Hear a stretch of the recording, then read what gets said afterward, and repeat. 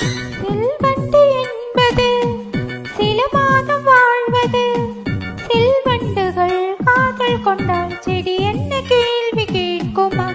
மண்ணாடும் காதலை கொண்டாடும் கூட்டமே. ஆணும் பெண்ணும் காதல் கொண்டால் அது ரொம்ப பாவம் என்பதா? வாழாத காதல் ஜோடி இம்மண்ணில் கோடி.